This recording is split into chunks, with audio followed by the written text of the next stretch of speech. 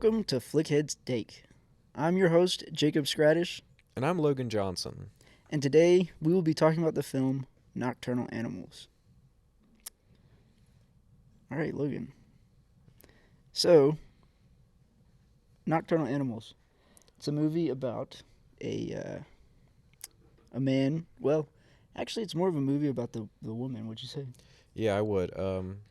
It was a very deep movie. It took after viewing it, at first I was like, what did I just watch? But then after doing some later research, it would definitely be about sort of the main character's perspective of the book. Yeah.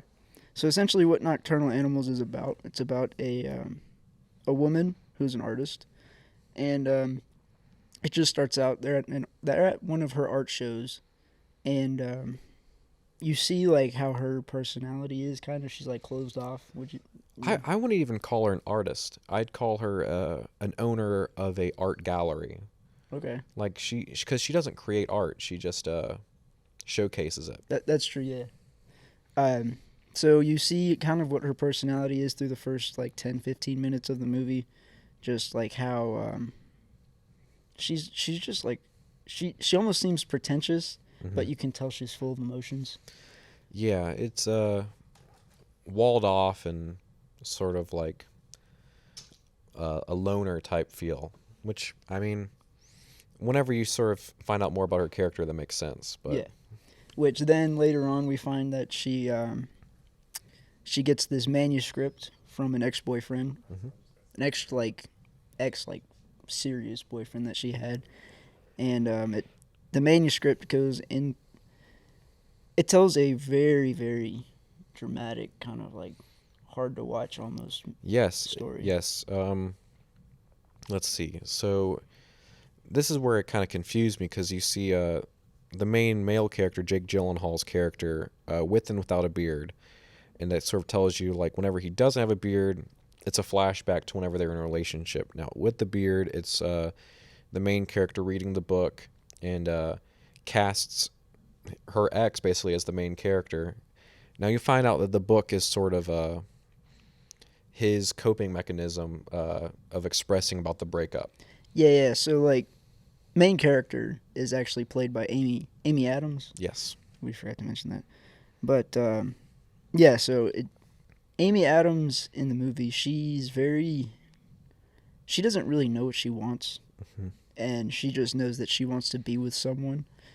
hmm We find out later on in the movie that the influence of her breaking up with Jake Gyllenhaal is because he's not a strong male. He can't protect her per Right. se, which is shown through the manuscript that he sends her. It shows how he regrets not being able to be that strong male in her life, and how not being able to be that person made him feel like such a failure to the point where what would you say, like to the point where it could cause his future family to be murdered. Yeah, well, and then you sort of find out more about that in the flashback sequences where uh, Amy Adams's character was pregnant, and then she went through an abortion during sort of the breakup process, and uh, I that think it was actually after they had broken up. I think so too. And he finds out in a way that isn't very polite, No, where he just sort of not at finds all. out like he wasn't supposed to find out at all, and Yeah, it's sort of, I mean, he's heartbroken because he could have had a kid. He has a failed relationship. he still loves her at the same time. Right, like she broke up with him and sort of just made him spiral. He went into like a deep depressive state. But then you later find out through the manuscript of the book that he sort of is going through those emotions by expressing himself writing. He's like journaling almost, but by making a book that's sort of over exaggerating it, where the character that he also plays is driving down an endless road, which you could say represents sort of like not the marriage, the relationship just going on, and then they sort of get sideswiped by this car, and No, not just sideswipe. They full on just push him off the road. Yes, and he's with what's it called? He's with another lady who's supposed to represent like his wife and like their kid, and the other car is filled with they're just like hillbilly types, like Yeah. that are just jerks, and then they get into an altercation, beat up Jake Gyllenhaal, and then kidnap his in-book wife and daughter, Hmm. and leads him to try to find them. And whenever he does, they're discovered to be dead. And And raped. yes, a lot of Graphic yes. stuff. At the end of the day, I mean, Jake Gyllenhaal's character is happier because he expressed his grief through art. Hmm. While it's kind of ironic that Amy Adams' character is still just emotionally just a loner, and she's stuck, and she's the person that is the gallery for art. Yeah, and that actually is shown through the ending whenever she gets stood up, how they were supposed to meet, and then he just never shows up. Hmm. And that was his way of, I would say, like getting back at her. It's a very deep movie. Like it's a lot of moving parts. Like even after I finished it, I was like, I have no idea what I just watched. So Yeah. I had to watch sort of like a video essay sort of explaining it. There's a lot of visual clues throughout the movie. So like in a flashback sequence, the Jake Gyllenhaal's character, whenever they finally break up, it's outside of a store where you see like a car, It's this and that's the same exact car that sort of sideswipes him off the road. And old Pontiac GTO. yep. Yeah, no, that I did. I noticed that when I was watching this. This was my second time watching the movie, Mhm. and I like when I saw that, I was like, oh, that's Or- a nice little detail. Or the red couch that in the flashback sequence was where Jake Gyllenhaal's character was sitting down as like Amy Adams was like, "You're not a good writer. I don't think that you're competent." Is the same red couch I that the didn't- two bodies in the manuscript were found on. I did not even think about that part. That So was, there's a lot of yeah. visual clues like that. They're almost like an Easter egg type deal. Yeah. All right, let's move on a little bit here. Mhm. So what is your overall opinion of this movie? Did you like it?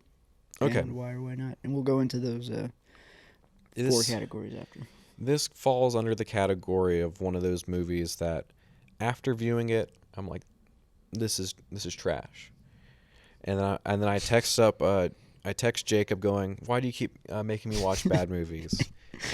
But after watching like an explained video, Here, hold for on. it, We got to explain to the audience here that me and Logan here have different yes, movie we movie taste. movie taste, yes, We're on 2 different pages. yeah. But as you were saying, But so after sort of watching an ending explained YouTube video and sort of thinking more about it, I'm like, okay, this movie holds more weight to it. I might need to give it a second viewing, a second chance. But yeah, at first I was like, this is doo doo. all right. So the story overall, did you like it? Did you not? It's the same thing. Like literally throughout the movie, I was like, I have no idea what's happening. Why does Jake Gyllenhaal have a beard? Why doesn't he? But also, I was so out of it at the beginning scene that I immediately just would go on my phone, so I'd be distracted. So Man, come on. okay, but in my I get defense, it, if I you get watch the first 5 minutes of the movie, It's very obese women naked dancing. yes, for like 5 straight minutes. Yeah, but I mean, like, that was the movie's way of grabbing your attention, in my opinion. I feel like when you're sitting there, especially if you're in the movie theater, Mhm. it's them subjecting you to that. You have nothing else you can look at, pay attention to. You're stuck watching these really fat women that are naked dancing on like a 500-inch screen. Yeah, full nudity, jumping up and down in Yeah. slow mo. And that's No the joke. movie that would almost be, I would say, Tom Ford, the director. That would be his way of saying, haha, I have control over you. I don't You're gonna watch this whether you like it or not, because one, either you have to because you're in a movie theater and you can't get on your phone, you can't look at anything else. It's a dark room and that's all you got. Or two, majority of people are gonna be like, how do you just look away from that? Like that's like something that's just whoa. You I know? think that could definitely be one of the factors of it, but I also in that video essay that I was watching, I mean, think about it. Those ladies are probably they feel more free to do that as art. And then you meet Amy Adams' character right after, who is very much a Closed off. closed off, standalone loner who Yeah, can't go. So it sort of is a contrasting of it. that's a good view. Um, what did you think of the cinematography? It was all right. It was pretty standard. I mean, nothing really jumped out at me besides the visual cues. I really liked all the different Easter eggs throughout the movie that you can uh, notice like on a Yeah, second viewing. yeah. No, I have to say I really like the fact that this movie was shot on film. Mm-hmm. I feel like if it was shot digitally, it wouldn't have got that same Mm-hmm. uh, feel to it. Because I when I was reading about how it was shot on film, Tom Ford made the conscious decision. He was like, "All right, we want to shoot on film, but like even if they didn't do the whole movie, the the manuscript portion that you see was going to be on film regardless because he was like a film within a film has to be shot on film." Yeah. I thought that was really cool. I like the color, I like the lighting, and a lot of it. I think it was pretty, like I said, it was pretty standard. I mean, if you're going to be in the desert, it's going to be very warm and Hmm. stuff like that. And then it cuts to Amy Adams, and the real world is very cold and Hmm. dark and shadowy. It's because she's planted in this like $1 million mansion Mm-hmm. with all this like it's it's just that thing you think of when you think of a home. You think of something cozy, something nice, not well, depending on the person, not something that's like all concrete, sharp, modern, boxy looking art or Mm-hmm. furniture and whatnot. So I feel like they did a really good job with really deciphering between the um, two stages that the movie is in, or three actually, three stages. Right. And it makes sense that if you're going to have a movie that takes place, one's in a manuscript, one's in real life, and one's like after flashbacks, you're going to have to be able to tell like some kind of difference. So I think and you can tell a difference in all three of those ways. So it's easier to tell. Okay, we're in a different place right now, other than realizing like Jake Gyllenhaal doesn't have a beard. Yeah, yeah, it was good. How did you feel about the acting? I liked it. I mean, Amy Adams was good. Jake Gyllenhaal was a beast. Hmm. Um, I do. I think Amy Adams plays a really good, cold, almost like very unpersonable type of mhm. character in a lot of the movies that I've seen her in. And then Michael Shannon as the police officer Yeah. team up. That was pretty good. Yeah. No, he's always a great Right. I like. always find it funny that General Zod was in there. That's why I kept going back to. I was like, all right. Yeah. I feel obviously when we talk about Jake Gyllenhaal, you think of like Jake Jake Gyllenhaal really knows how to convey his emotions, especially in anger and like despair. So like when he first finds them, instead of doing his typical screaming and like anger that you see like when he does a Nightcrawler with the mirror when he punches a Yeah, mirror, yeah, yeah. instead of doing something like that, he's playing this almost like in denial when he says the line, "Are they okay?" Like that, like you don't see him do that very often, but he did it really well. Where he didn't want to completely come out of his skin like he does later, but like Hmm. he um, he knows how to really like go the range. And then Range especially, because he's not only playing an ex-boyfriend, but he's playing the main character in a manuscript written by the ex-boyfriend being read by the ex-girlfriend. So he's not only taking in consideration that, but how would this person view that person? So how would they be acting sort of in Yeah, like this reading? So yeah, it's a lot of multi-level thinking on his part. yeah. And I'd even say in the flashback, he's holding back some. Whenever she like when she tells him that he's not a very good writer, he doesn't freak out. He contains the emotions a little bit, but he still gets stubborn and kind of upset about what she says. And then later on, when you see that she breaks up with him, he goes a little bit more, but not to the extent that he could, which in the manuscript translates over to like whenever he finds them on the couch and he asks if they're okay, that was him holding back how he really felt. And then later, once he finds that they're gone and he's talking like, I should have known, I should have protected them, and he's really like letting it all out. That's how he felt when she broke up with him, but he wasn't putting all that emotion into that real life situation. Yeah, and also for people, just to re-clarify some stuff. I mean, in the manuscript, you meet a character that is like just this downright jerky hillbilly. That's the one that kidnapped them.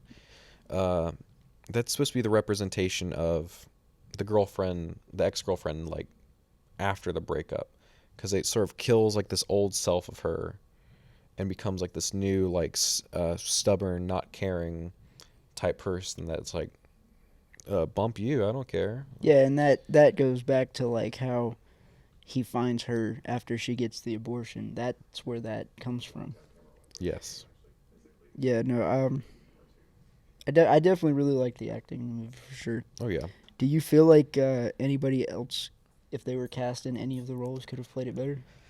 Anybody just off the top of your head? I can't think very off the top of my head. It's because like it makes sense. Like it's sort of like this early 30s couple, and it's weird in the manuscript having like a daughter that's looks like she's almost in her teens, but and then you're like, Jake Gyllenhaal shouldn't have a daughter that age, but it makes sense because it represents the what could have been, and it's still played by the ex, so it makes sense. The casting choice in the manuscript version, there is a different actress. I forget her name, but she apparently just in real life gets mixed up with Amy Adams a lot. I'm looking at it right now. Is it is I'm gonna butcher this, but Isla Fisher? Yeah. They apparently just like in general get mixed up a lot. So that casting was on purpose. Okay. Because I could see she that. doesn't see herself in the manuscript. She sees another person, basically. That is interesting. I thought it was interesting that Michael Sheen was in the movie for like 30 seconds in the beginning. Oh yeah. Yeah, that was just odd that he was even in there for I don't like you don't even remember what he was. Right, just He's not a memorable picture, a memorable character, but he's a pretty big actor. I mean, yeah, he just played some rich dude. yeah, but yeah, I think we covered that pretty well. I think you got any other ideas about the movie you might want to share? No, like I said, it's definitely a sit down, and you still have to think about it after the movie ended, which I definitely had to do a lot more research after being annoyed by it at first, but it got me out of my comfort zone of my comfort watching, so yeah, it was good. I definitely will be going to do some going and watching some different video essays on the movie as well after this, because Oh yeah. I haven't done nearly enough research other than just sharing my opinion here. But all right, so looks like we're gonna finish up. We're gonna wrap up here. Thank you guys for tuning in to this week's episode of Flickheads Takes. Make sure to tune in again in 2 weeks when me and Logan are going to talk about the movie Prisoners, starring Hugh Jackman and Jake Gyllenhaal. You guys have a great rest of your day. Mm-hmm.